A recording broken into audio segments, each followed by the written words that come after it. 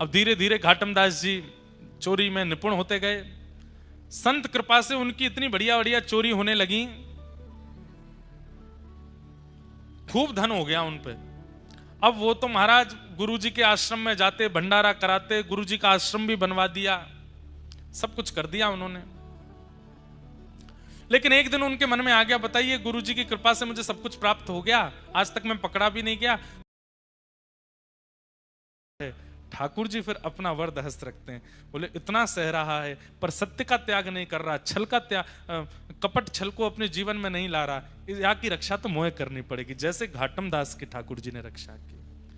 इसलिए भैया सत्य कौन है? ठाकुर जी का प्रथम स्वरूप है, और यहां पर वेद व्यास जी ने उसी सत्य को वंदन किया, सत्यम परम धीमहि। हमें पता है समय अधिक हो गया है, लेकिन हमें पता ही नहीं चला कि 11:15 बज गए। हमें तो इतना आनंद आ रहा है ऊंझा में कथा कहने में, खूब सुख मिल रहा है। हम 10-15 मिनट और थोड़ा कुछ कह लें, क्योंकि हमें पता ऊंझा के लोग तो टाइम के इतने पंचुअल है, कम से कम 100 लोग तो नेट 11:30 उठ गए, चाहे प्रसंग कितना भी बढ़िया चल रहा है, भाई 11:30 हो गए, जाना है, इतना ही टाइम है। कथा का देखो एक स्वरूप है, अपने समय से अगर कथा पूरी हो जाए तो समझो आज ठाकुर जी कथा में आए पर एक देर बैठ के चले गए, पर समय से ऊपर कथा जावे तो सोचियो ठाकुर जी बैठे हैं अभी भी कथा में और सबको देख रहे हैं, सब पर कृपा कर रहे हैं। इसलिए समय से ऊपर कथा जावे तो 7 ही दिन बार बार थोड़ी आवेंगे, ऊंझा में तो जीवन भर रहना है, सुबह दुकानें तो जीवन भर खोलनी है, पैसा तो जीवन भर कमाना है, पर ये 7 दिन दोबारा नहीं आएंगे। इसलिए समय से अधिक अगर समय चला जाए कथा के विश्राम में तो आप लोग आनंदित होकर सुनिए बस, ठीक है। धर्म प्रोजित कई तवुत्र परमो निर्मत्सराणाम सताम वैद्यम वास्तव मत्र वस्तु शिवदम तापत्रयोन्मूलनम श्रीमद् भागवते महामुनि कृते किंबा परेरीश्वर सद्यो हृद्यवरुध्यते त्रिकृतभिः शुश्रूषुभिस्तत्क्षणात्। 3 मंगलाचरण हैं भागवत जी के, एक हो गया, 2 और रह गए, बस ये कह के हम आज की कथा को विश्राम देंगे। विषय, अधिकारी, संबंध और प्रयोजन, ये 4 बातें विशेष रूप से हैं। सबसे बड़ी बात, भागवत का विषय क्या है? धर्म प्रोजित कई तवोत्र परमो, सबके चित्त में जो परम धर्म को स्थापित करे। परम धर्म क्या है? जहां पर व्यक्ति अपने देह की चिंता ना करके अपनी आत्म की चिंता करता है। आप देह की चिंता करते हो तो सोते हो, देह की चिंता करते हो तो खाते हो, देह की चिंता करते हो तो टहलते हो, देह की चिंता करते हो तो सारी क्रियाएं करते हो। पर आप आत्मचिंतन करने लगोगे कि भाई मेरे भीतर जो विराजमान आत्मा है इसका उद्धार कैसे हो, इसका कल्याण कैसे हो, मेरे जीवन का साफल्य कैसे हो, मेरे जन्म लेने का कल्याण कैसे हो। जिस दिन ये विचारधारा चित्त में प्रकट होने लग जाएगी उसी दिन आप परम धर्म कर रहे हो। कथा सुनना देह का कर्म नहीं है, दैहिक कर्म नहीं है कथा सुनना। कथा सुनना, अब यहां पर कितने सारे बालक, कितने सारे लोग वो बैठे हैं। एक मुझे आज पता चला, एक माता जी सुबह 7 बजे आके बैठ गई, सुबह 7 बजे, कथा शुरू हुई रात में 8 बजे, 13 घंटे पहले पंडाल में आके बैठ गई। पूछा गया मैया इतनी जल्दी क्यों आ गई? तो भावुक होकर के बोली हम सूरत से आए हैं, बहुत दूर से आए हैं, भीड़ बढ़ जाएगी तो बैठने की जगह नहीं मिलेगी, इसलिए अभी से जगह पकड़ के बैठी हैं कि कहीं हमको बैठने को मिले कथा। अब 13 घंटे एक स्थान पर बैठना ये देह तो नहीं कर सकता, ये शरीर नहीं कर सकता। शरीर तो बहुत अभिमानी होता है। आप एक आसन में बैठने के लिए शरीर को अगर कह देते हैं तो शरीर आपसे बार बार आसन बदलवाता है, कभी पैर लंबे करवाएगा, कभी ऐसे करवाएगा, कभी ऐसे करवाएगा, कभी ऐसे करवाएगा। कई लोग ऐसे ऐसे सुनते हैं कथा, क्यों? शरीर उनका अभिमानी है और शरीर कहता है तू मुझे क्यों बैठा के रखा है, तुझे नहीं पता मुझे आराम कितना प्रिय है। तो फिर वो बेचारा एक आध बार देखता कोई सोफा खाली हुआ क्या। कई लोग तो छोटे छोटे बच्चों तुम तो युवा हो, नीचे बैठो, हमको बैठने दो ऊपर। क्यों? देह अभिमानी हैं, उस देह को कथा में भी लाते हैं तो वो व्याकुल ही रहता है, विचलित ही रहता है। पर जो व्यक्ति देह से नहीं आया, अपने आत्म कल्याण के लिए आया है, चित्त से आया है, उसको एक कोना भी मिल जाएगा ना, बस स्वर आना चाहिए कान में, नेत्रों से दिख जाने चाहिए महाराज जी व्यासपीठ, बस वो वहीं से ही प्रसन्न है। कितने श्रोता ऐसे हैं, वो पिछले 2-2.5 साल से हमारी हर कथा सुन रहे हैं, मुझे हर कथा में दिख जाते हैं, पर कभी मिलने नहीं आते, कभी समीप नहीं आते, कभी फोटो नहीं खिंचाया होगा, कभी कुछ नहीं। इसका मतलब ये नहीं कि उनमें प्रेम नहीं, पर प्रेम है। कैसा प्रेम है? बस हमें बस कथा मिल जाए, जीवन उपयोगी बात समझ आ जाए, प्रिया प्रियतम की लीला सुन लें और बस उसी में ही आनंद है। ऐसे व्यक्ति आत्मा से कथा में आते हैं, उनको देह सुख नहीं है। तो कथा सुन, तेरे पातिव्रत से प्रसन्न होकर के मैंने तुझे फल दिया, तेरे पति रूप में मैं ही आया हूं। वृंदा बोली, मेरा सौभाग्य कि आप मेरे पति रूप में आए, लेकिन आप छल करके क्यों आए? आप अपने वास्तविक रूप में आकर के मुझे स्वीकार कर लेते, मेरे पति का रूप धारण करके आपने मेरे पातिव्रत को नष्ट क्यों किया? ठाकुर जी बोले, अगर हम वास्तविक रूप में आते तो तुम इतनी बड़ी पतिव्रता हो कि हमको स्वीकार ही नहीं करती, इसलिए हमको तुम्हारे पति का रूप धारण करके आना पड़ा। और सही बात, मूल बात तो यह है वृंदा, तुम्हारे पातिव्रत के कारण तुम्हारे पति का बल इतना प्रकट हो चुका था कि वो पूरे पृथ्वी का, पूरे ब्रह्मांड का नाश कर देता, इसलिए तुम्हारा पातिव्रत टूटना बहुत आवश्यक था। वृंदा बोली, आपने मेरा पातिव्रत नष्ट कर दिया। बोले जी, अब मैं आपको श्राप देती हूं। क्या? या आप पत्थर बन जाओ, आप एक शिला का रूप धारण कर लो। भगवान बोले, तब भी हम तुम्हें तो नहीं छोड़ेंगे, तुम भी एक तुलसी का पौधा बन, तुम संग रहोगी तो पाएंगे, तुम संग रहोगी तो बैठेंगे, तुम संग रहोगी तो पिएंगे, क्योंकि तुम्हारे पातिव्रत से प्रसन्न होकर हमने तुमको अब चुन लिया है। अब तुम चाह करके भी हमसे दूर नहीं जा पाओगी, हमारे बिना तुम नहीं रहोगी और तुम्हारे बिना हम नहीं रहेंगे। भगवान एक लीला में कितनी लीलाएं प्रकट करते हैं हम नहीं जानते। एक वैश्या ने भगवान के लिए तप किया और तप करके जब भगवान प्रकट हुए तो भगवान से वरदान मांगा, जैसे श्री यशोदा जी को आप सुख देते हैं, उनकी कोख से आप जन्म लेते हैं, जैसे कौशल्या जी के गर्भ से आप जन्म लेते हैं, ऐसी मेरे गर्भ से भी आपका जन्म हो, ऐसी कृपा कर दो। भगवान बोले, कौशल्या जी के गर्भ से, यशोदा जी के और देवकी मैया के गर्भ से तो हम एक ही बार जन्मे, पर हम तुम पर कृपा करते हैं कि हम तुम्हारे गर्भ से जन्म लेते ही रहेंगे, एक जन्म नहीं अनेक जन्म होंगे। कैसे? बोले, तुम गंडकी नाम की नदी बनोगी और वृंदा के श्राप से हम शालिग्राम बनेंगे, और जब तक पृथ्वी पर सूर्य चंद्र हैं, जब तक पृथ्वी का अस्तित्व है, तब तक गंडकी में से हम प्रकट होते ही रहेंगे, आते ही रहेंगे, जीव मानव पर कल्याण करते रहेंगे। तो यहां वृंदा ने श्राप दिया कि आप पाषाण बन जाओ। सब घबरा गए। ठाकुर जी बोले, बिल्कुल चिंता मत करो, ये भैया सब हमारी लीला ही है, ये पाषाण का श्राप देगी तभी उस वैश्या के वरदान को हम पूर्ण कर पाएंगे। वो नदी बन करके गंडकी आ गई, अब हम जा रहे हैं, हम शालिग्राम बन के आएंगे, लेकिन हमारी भी शर्त है। क्या? तुम भी एक तुलसी का झाड़ बनोगे और जब तक तुम नहीं पधराई जाओगी तब तक हम प्रसाद नहीं पाएंगे, तब तक हम जल नहीं पिएंगे, तब तक हम कुछ भी नहीं करेंगे। अरे आसन पर भी जब तुम रखी जाओगी तो ही बैठेंगे, तो नहीं बैठेंगे। एक क्षण के लिए भी तुलसी शालिग्राम जी से दूर नहीं होती। ये भगवान ने वरदान दिया। एक राक्षस ने भी भगवान की तपस्या की, तपस्या करके ठाकुर जी से मांगा, भगवान जब प्रकट हो गए, वरदान मांगो, क्या चाहिए?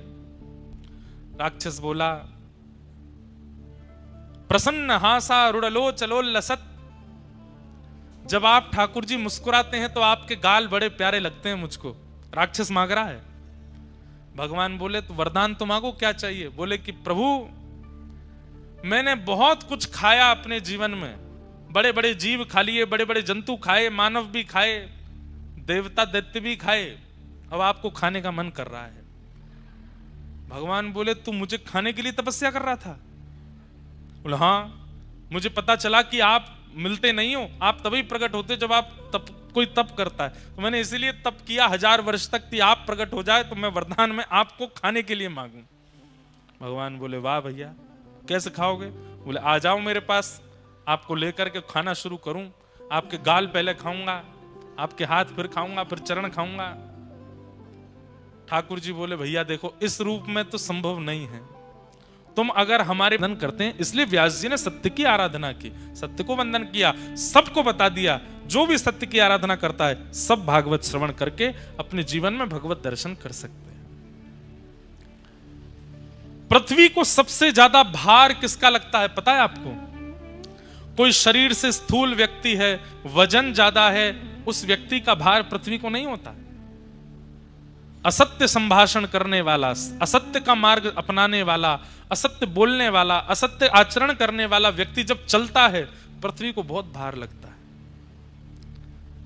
इसलिए अनेक रूपों में सत्य को जीवन में आचरण में लाइए। सत्य हरि को प्रिय है। कई लोग कहते हैं महाराज जी संसार इतना चतुर बन गया है कि कभी कभी अपनी रक्षा के लिए और संसार में निर्वहन करने के लिए झूठ का आश्रय लेना पड़ता है। हमारी एक बात बहुत ध्यान से सुनिए,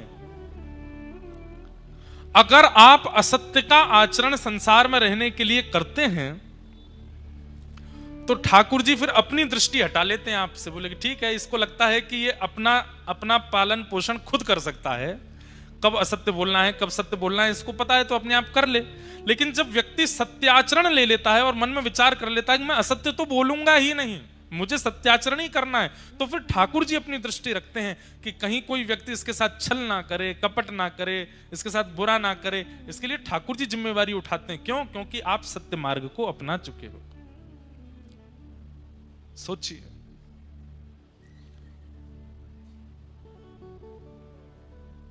एक राजस्थान में एक भक्त हुए, उनका नाम था, अभी बताता हूं देख के। इतने भक्तों की कथा होती है कि कभी कभी निकल जाते हैं चित्त से।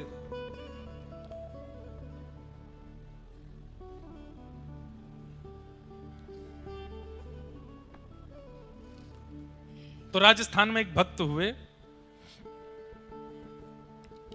और नाम तो हमें स्मरण में नहीं आ रहा, पर उनकी कथा सुना देते हैं।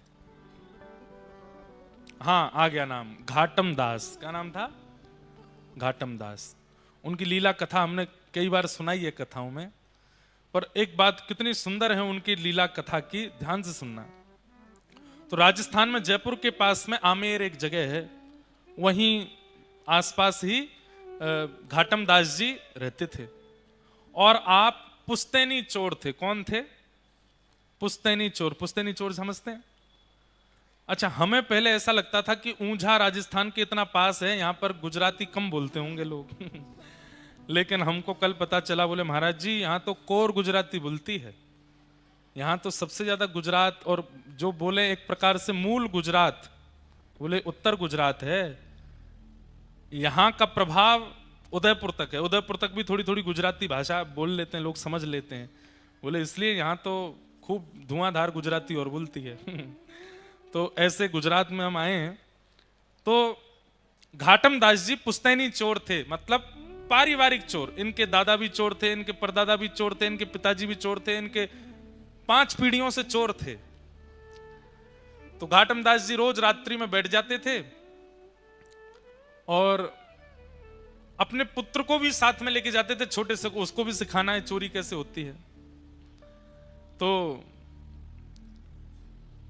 आज कोई व्यापारी तो निकला नहीं, एक महात्मा निकले वहां से। तो अंधेरे के कारण घाटम दास जी को पता नहीं चला, इन्होंने तुरंत जाला फेंक करके महात्मा जी को बस में कर लिया, कब्जे में कर लिए। बाद में जब दिया जला के देखा तो महात्मा थे, तुरंत वो हटाया जिससे पकड़ते थे। बोले महाराज जी क्षमा कर दो। तो महात्मा जी बोले जो भी चोरी करके लाओ उससे थोड़ा अंश संतों की सेवा में लगाना, संत सेवा करना, साधु संतों की सेवा करना, और जो भी खाओ उससे पहले भगवान को अर्पण करना, भगवान की आरती दर्शन करना, मंदिर में जब भी कहीं मंदिर दिख जाए रुक करके प्रणाम करना। 3 आज्ञा कौन कौन सी? पहली आज्ञा सदा सत्य बोलना, दूसरा संत महात्माओं की सेवा करना, और इसी दूसरी आज्ञा में ही था कि ठाकुर जी को निवेदित करके पाना, जो भी पाओ भोग लगा के पाना, और तीसरा, कभी भी मंदिर दिखे, कोई स्थान ऐसा देव स्थान दिखे तो रुक करके प्रणाम करना, जो आज्ञा। ये 3 काम तो मैं कर लूंगा। वो ठीक है। अब धीरे धीरे घाटम दास जी चोरी में निपुण होते गए। संत कृपा से उनकी इतनी बढ़िया बढ़िया चोरी होने लगी, खूब धन हो गया उन पे। अब वो तो महाराज गुरुजी के आश्रम में जाते, भंडारा कराते, गुरुजी का आश्रम भी बनवा दिया, सब कुछ कर दिया उन्होंने। लेकिन एक दिन उनके मन में आ गया, बताइए गुरुजी की कृपा से मुझे सब कुछ प्राप्त हो गया, आज तक मैं पकड़ा भी नहीं गया, पर गुरुजी की जो प्रथम आज्ञा थी, सबसे पहली आज्ञा जिसके लिए मैंने मना किया, वही मैंने मना कर दिया कि मुझे मत आज्ञा करो, क्यों ना मैं चोरी छोड़ दूं। उनके मन में भाव आया कि अब मैं चोरी छोड़ देता हूं। धीरे धीरे उन्होंने चोरी छोड़ दी, लेकिन बेटे से कहा तू करता रहे, मैं छोड़ देता हूं। गुरु जी के यहां वार्षिक उत्सव होता था गुरु पूर्णिमा का। इस बार घाटम दास जी बोले कि अब इतना धन धान्य, बेटा इतना निपुण नहीं है, ज्यादा धन है नहीं घर में, गुरु जी के यहां कुछ लेकर के जाना है। आप लोग ये मत सोच लेना कि हम ऐसा कह रहे हैं कि गुरु जी के यहां जाने के लिए धन ना हो तो चोरी करके भी लेके जाया जा सकता है। हमको सब कवर अप करके बोलना पड़ता है, क्योंकि आजकल सोशल मीडिया पे लोग आगे पीछे की काट के डाल देते हैं वीडियो। देखो, जा एक श्वेत घोड़े पर बैठ करके घूमता है, जिस घोड़े की कीमत लाखों बताई गई, अगर वो घोड़ा मैं चुरा लूं राजा का, तो मेरा काम बन जाएगा, उस घोड़े को बेच करके घर भी चल जाएगा, गुरु जी के यहां सेवा भी हो जाएगी। घाटम दास जी गए, एक सामान्य से घोड़े पर बैठ करके गए। जैसे ही राजभवन में प्रवेश करने लगे, सैनिकों ने रोक लिया। कौन हो? घाटम दास जी बोले, गुरु जी की आज्ञा है, सत्य बोलना है। चोर हूं। सैनिकों से बोले, चोर हूं। सैनिक बोले, बताओ, कोई चोर कहता है कि मैं चोर हूं? ये जरूर कोई राजा का निज सिपाही है। हमने पूछ लिया कौन हो, तो बुरा मान गया, तो बोल रहा है चोर हूं। अब भैया बुरा क्यों मान रहे हो आप? हमको कुछ, हमारा तो फर्ज है पूछना कौन हो, इसलिए हमने पूछा कौन हो। बोले चोर हूं, मैं भी तो बता रहा हूं। सैनिक बोले ज्यादा ही बुरा मान गए। अच्छा भैया किस काम से आए? बोले चोर हूं, चोरी करने आया हूं। सैनिक बोले भैया हमें तो ऐसा लगता है ज्यादा बुरा मान के कहीं राजा से शिकायत करके हमको निकल, गेट खोलो जल्दी जाने दो। बोले भैया ठीक, बुरा नहीं मत, जाओ अंदर जाओ। भीतर जाने दिया। घाटम दास जी बोले, जय हो गुरुदेव, बड़ी कृपा, सत्य बोल रहा हूं फिर भी नहीं रोक रहा कोई। भीतर प्रवेश मिल गया। राजा के घुड़साल में गए, अपना घोड़ा छोड़ दिया, राजा के घोड़ा पे बैठे निकलने लगे। सफेद घोड़े पे बैठ के जैसे ही निकले, जैसे ही बाहर आए तो सैनिकों ने फिर देखा, बोले कि ये तो राजा का घोड़ा है। बोले बताया तो था, चोर हूं, चोरी करने आया हूं, चोरी करके ले जा रहा हूं। अरे भैया तुम तो बहुत ही बुरा मानते हो, जाओ आप जल्दी जाओ, निकलो निकलो यहां से। भाई राजा नहीं भेजा होगा कि घोड़ा ले जाओ, हमारा कहीं चिकित्सा कराओ, पर हम लोग ज्यादा ही पूछताछ कर लेते हैं। यहां थोड़ी देर बाद राजा निकला, मेरा घोड़ा कहां है? घोड़ा देखा तो मिला नहीं। हल्ला मच गया, राजा का घोड़ा कहां है? तो सिपाहियों, अरे वो आपका निज सिपाही लेकर के गया। बोले कौन सा निज सिपाही? एक आया था व्यक्ति, आके बोला कि, हमने पूछा कौन, तो बोला चोर हूं। तो हमको लगा भाई चोर थोड़ी बोलता मैं चोर हूं, निज सिपाही होगा। वही काले घोड़े पे आया था, गोरा घोड़ा लेकर के गया। अरे तुमको तो बाद में देखूंगा। सिपाहियों को दौड़ाया, बोले पकड़ो उसको। घाटम दास जी घोड़ा लेके भाग रहे थे। बोले बड़ी कृपा गुरुदेव की, क्या आनंद हुआ है, बिना रोक टोक चोरी हो गई। लेकिन तभी एक मंदिर में घंटे घड़ियाल बज रहे थे। गुरुदेव की दूसरी आज्ञा थी, जहां कहीं भी मंदिर देखो रुक जाना। घाटम दास जी तुरंत रुक गए, बिल्कुल मन में चिंतन ही नहीं किया कि पीछे सैनिक आ रहे होंगे, पकड़ लेंगे। गुरु की आज्ञा है, उसका पालन करना है। अपना घोड़ा बाहर बांध दिया। घाटम दास जी जैसे ही अंदर गए पूजा अर्चना करने, आहा, गुरु आज्ञा का ऐसा फल, वो गोरा घोड़ा काला पड़ गया अपने आप ही। और यहां सैनिक आए, सैनिक देख करके एक बार तो आगे भग गए, फिर देखा, बोले कि ये घोड़े की कद काठी, मुखमंडल तो वैसा ही है, लेकिन ये काला कैसे हो गया? अंदर देखा तो घाटम दास जी परिक्रमा कर रहे थे मंदिर की। बोले यही तो है वो चोर। पकड़ लिया सैनिकों ने। बोले तुम ही आए थे राजभवन में? बोले हाँ जी। क्या करने आए थे? बोले मैंने बताया तो था, चोरी करने आया था। राजा का घोड़ा चोरी करके भागा। अच्छा, रुक क्यों गए? बोले गुरुदेव की आज्ञा थी, मंदिर कहीं भी देखो तो प्रणाम करना, इसलिए प्रणाम करने रुक गया। अच्छा सब चीज छोड़ो, ये वही घोड़ा है जो तुमने चोरी किया? बोले हाँ ये वही है। ये काला कैसे हो गया? बोले ये मुझे नहीं पता काला कैसे हो, मैंने तो गोरा घोड़ा ही चुराया था, काला कैसे बना ये मुझे नहीं पता। गुरु आज्ञा का ऐसा फल कि ठाकुर जी ने घोड़ा काला कर दिया, पकड़ करके राजा के सामने ले गए। घोड़े को देख करके राजा भी आश्चर्यचकित, ये घोड़ा तो वही है पर काला कैसे हुआ? तुमने जरूर इसके ऊपर कुछ रंग रोगन कराया। बोले महाराज इतनी जल्दी रंग रोगन, और मैं करा भी दूंगा रंग रोगन तो धो लो आप, निकल जाए रंग। तो खूब धोया, मांज दिया, लेकिन घोड़ा काला ही हो गया। राजा बोला एक तरीका है पता करने का कि ये वही घोड़ा है कि नहीं। बोले क्या? इसके जो सिर पर बाल हैं उनके बीच में एक मस्सा है, अगर वो मस्सा इसके हुआ तो ये वही घोड़ा है। बाल हटा करके देखा तो वो मस्सा भी निकला। सब आश्चर्यचकित रह गए, ये घोड़ा सुर्ख दूध जैसा गोरा था, ये काला कैसे पड़ गया?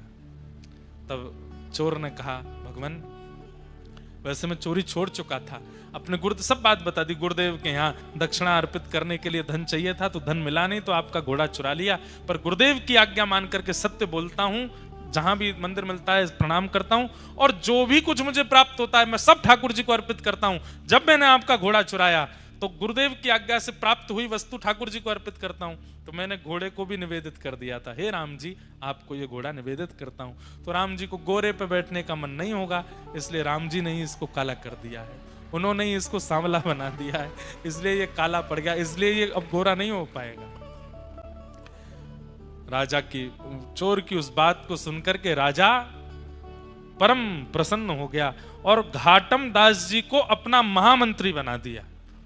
घाटम दास जी जो चोर थे वो उस दिन महामंत्री बन गए और खूब सारा धन धान्य लेकर के गुरुदेव के पास गए और चरणों में प्रणाम करके कहा, हे गुरुदेव भगवान आपकी कृपा से देखिए ये घाटम चोर अब महामंत्री बन गया है, आपकी आज्ञा बस मान करके मैंने ये सब प्राप्त किया है। आहा।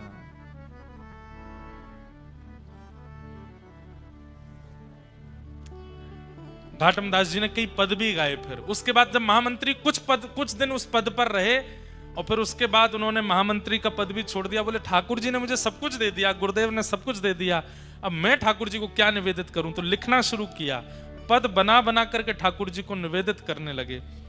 उनका अब एक दो पद हैं। एक पद क्या है?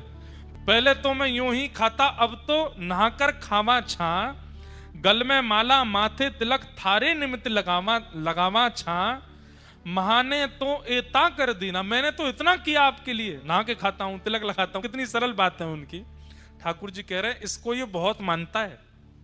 बताओ लोग हजार हजार वर्ष तक तपस्या करते हैं तब मेरा दर्शन नहीं होता, ये तिलक लगाना और केवल नहाने मात्र को मुझे गिना रहा है, कितना सीधा है, मुझे तारोगे कि नहीं? इतनी सरल बात घाटम दास ने कही। तुरंत अपने हाथ में धनुष बाण लेकर के राघवेंद्र सरकार प्रकट हो गए घाटम दास के आगे, केवल तिलक लगाना और नहाने मात्र से। इतने प्रसन्न हो गए ठाकुर जी उससे, लुआरे घाटम दास तेरी भक्ति पर हम रीझ गए, तो नाका खुल जाएगा, आपको आगे जाने दिएगा। बड़े मंत्री से आपकी पहुंच है तो कहीं भी आने जाने के लिए आपकी रोक टोक हो, मंत्री जी का परिचय दे दो, आपके सारे रास्ते खुल जाएंगे। लेकिन कहीं यमराज पकड़ने आ गए और आप कहो कैबिनेट मंत्री जी हमारे फूफा हैं, यमराज कहेगा ये देखा दंड पानी हूं मैं, मंत्रियों की चलेगी यहां पे? अरे आप नहीं जानते? बोले क्या? डीएसपी एसएसपी सब हमारे चाचा फूफा लगते हैं, यमराज के आगे इन संबंधों से कोई काम नहीं चलेगा।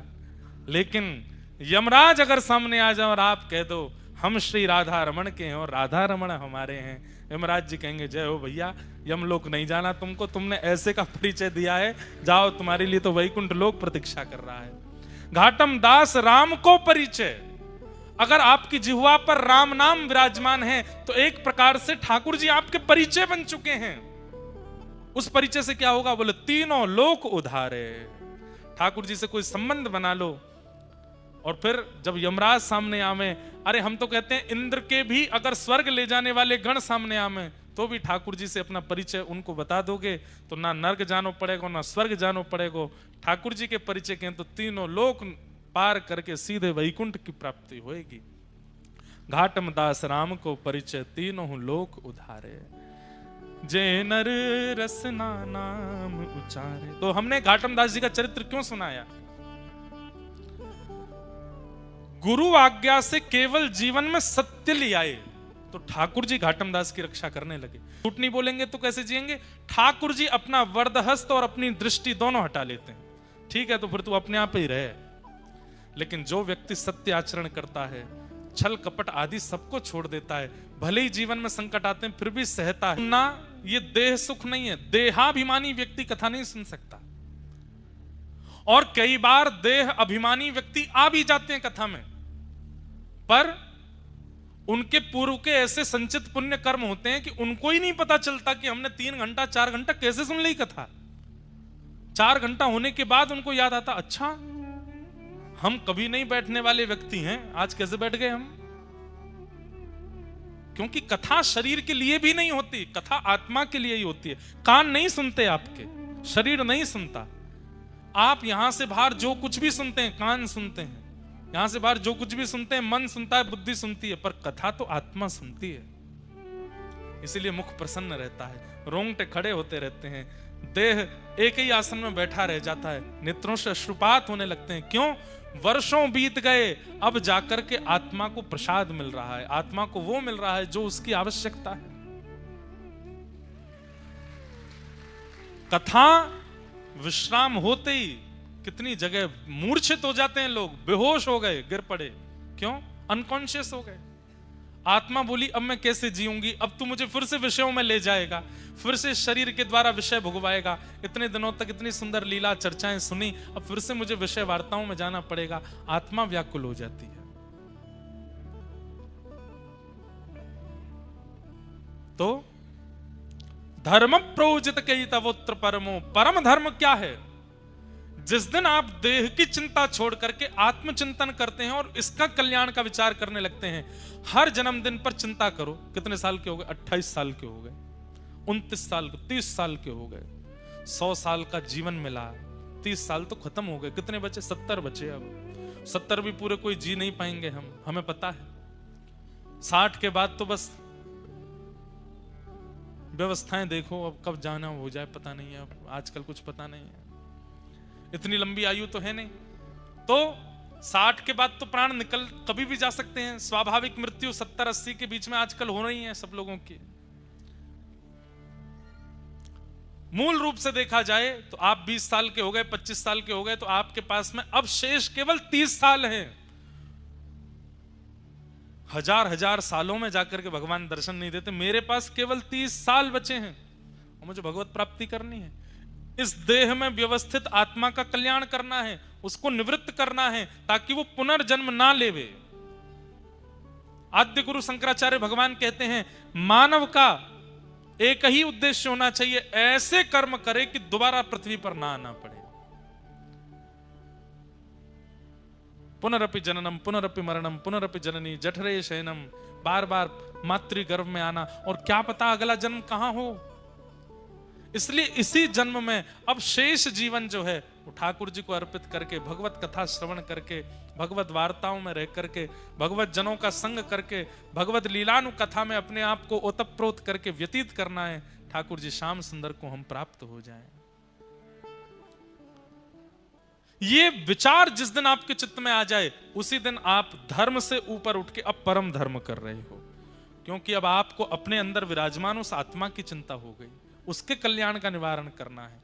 और भागवत धर्म से व्यक्ति को परम धर्म सिखाती है, मतलब देह सुख से आत्म सुख की ओर ले जाती है। इसीलिए भागवत का ये विषय है, धर्म प्रयोजित कही तवोत्र परमो। इसके लिए सबसे पहले त्याग क्या करना पड़ेगा कि आपके चित्त में आत्म कल्याण की भावना प्रकट हो जाए। उसके लिए सबसे पहला आपको क्या करना पड़ेगा? तो निर्मत सराणाम सताम, दूसरे के सुख के प्रति जो आपके चित्त में ईर्ष्या होती है उसका त्याग करना पड़ेगा। किसी की भी उपलब्धि देखो, किसी के भी बारे में सुनो, किसी की भी प्रशंसा सुनो, सब सुनकर के आपके चित्त में आना चाहिए तेरा मंगल मेरा मंगल सबका मंगल हो रे। हे ठाकुर जी आप सबका मंगल करो। मुझे बहुत प्रसन्नता है कि वो व्यक्ति करोड़ों कमा रहा है, मुझे बहुत प्रसन्नता है उसका ब्याह बहुत अच्छे घर में हो गया, मुझे बहुत प्रसन्नता है वो व्यक्ति उपलब्धियों को प्राप्त कर रहा है। अब मुझे ईर्ष्या नहीं होती किसी से कि मुझसे कोई आगे निकल गया ना, सबसे प्रसन्न हूं मैं। ये जीवन में जिस दिन स्थिति बन गई आपकी, उसी दिन आप आत्म कल्याण के मार्ग पर आ जाओगे। और जब तक ये प्रतिस्पर्धा लगी हुई है, इसको मुझसे ज्यादा कैसे मिल गया, ये मुझसे आगे कैसे गया, इसको ये कैसे हुआ, इसकी इतनी प्रशंसा मत करो, मैं जानता हूं अंदर से वो कैसा है, ये सब भावनाएं, ये आत्म कल्याण में बाधा है। यहां पर काम का नाम नहीं लिया, क्रोध का नाम नहीं लिया, लोभ का नाम नहीं लिया, यहां पर नाम लिया ईर्ष्या का। इसका मतलब क्या है? काम, क्रोध, लोभ से भी ज्यादा बड़ा दोष यदि कोई है तो वो ईर्ष्या है। और एक बात बोल दूं, पंडाल में बैठे हर व्यक्ति में, मुझमें भी किंचित ईर्ष्या तो है। इसलिए ठाकुर जी से हम वंचित हैं। हम तो हर कथा कहने के बाद में अपने चित्त से कहते हैं कि ये ईर्ष्या दोष कम हो, ये दोष कम हो, और होता भी है। ठाकुर जी की कृपा से सत्य बता रहे हैं। ऐसा नहीं है कि हमसे सब प्रेम करते हैं, कई लोग हमसे भी ईर्ष्या करते हैं और हमें कोई आके बताता है आपके बारे में कोई ऐसा कह रहा था। अब भगवत कृपा से उनमें भी गुण ही दिखते हैं, कोई बात नहीं, अच्छा है, सब प्रेम करने वाले हो जाएंगे। ज्यादा मीठा खाएंगे तो शुगर हो जाएगी, एक आध करेला भी जीवन में आना चाहिए, ऐसी भावना चित्त में आती है। और यही सावधानी का काम है, क्या? ईर्ष्या ना हो किसी के भी प्रति, सबके प्रति प्रेम भाव, सबके प्रति मंगल भाव। तीसरी बात, जैसे ही आप सबसे ईर्ष्या करना बंद कर दोगे, लेकिन प्रयास तो कर रहे हैं, लेकिन ईर्ष्या छूट नहीं रही है। आपने प्रयास तो किया, आज सुनने के बाद मेरे बगल वाले दुकान वाले से मुझे ईर्ष्या होती है, लेकिन आज महाराज जी कह रहे हैं कल उससे ईर्ष्या नहीं करूंगा मैं। लेकिन कल जाते ही उसको देखते ही फिर से आई, दाढ़ी का गिर जाए, इसका पाम टूटे, फिर से ईर्ष्या आई। तो अब क्या करें? अब इस ईर्ष्या दोष को कैसे निकाला जाए चित्त से? तो अगली आज्ञा करते हैं, वैद्यम वास्तव मत्र वस्तु शिवदम। ठाकुर जी को अपना संबंधी बना लो, ठाकुर जी से कोई प्रगाढ़ संबंध स्थापित कर दो और नित्य ठाकुर जी से उस संबंध का निर्वहन करो। जैसे ब्याह होने के बाद में अब आपकी अर्धांगिनी है, पत्नी है, पत्नी के साथ आप व्यवहार रखते हैं, बच्चे हो जाने के बाद फिर आपकी एक जिम्मेवारी बढ़ जाती है। ऐसे ही ठाकुर जी से एक संबंध बनाओ और कल से ही उस संबंध का निर्वहन करो। अगर ठाकुर जी सखा हैं तो मित्र के साथ कैसे रहते हैं वैसे रहो, मित्र के साथ सबसे पहला स्वरूप। अच्छा, एक और बात, अब मित्र के साथ तुम बहुत सारे व्यवहार करते हैं, वो सारे व्यवहार आप ठाकुर जी के साथ नहीं कर सकते। एक मूल रूप से विशेष व्यवहार क्या है जो आप मित्र के साथ करते हो कि आप अपने मन की सारी बातें उसको बताते हो। ये बात ठाकुर जी से करो, सब बताओ। सुबह उठते ही स्नान ध्यान करके जय जय ठाकुर जी आनंद में हो, चकाचक कहाँ पाओगे आज बाल भोग में, चलो बनवा के लाऊं, मैया से परांठे बनवाए, ठाकुर जी को भोग लगाए, चकाचक जल्दी पाए लो, फिर आपको प्रसादी मैं पाऊंगा। सखा है ठाकुर जी, खूब प्रेम से पाने के बाद फिर ठाकुर जी से कहो आज मैं यहाँ जा रहा हूँ, आज मुझे सुबह वहां जाना है, उस व्यक्ति से मिलना है, फिर उसके बाद वहां जाऊंगा, वहां से आऊंगा, फिर घर आऊंगा, फिर राजभोग पाने आऊंगा, दोपहर का भोजन, तब आऊंगा आपसे मिलने।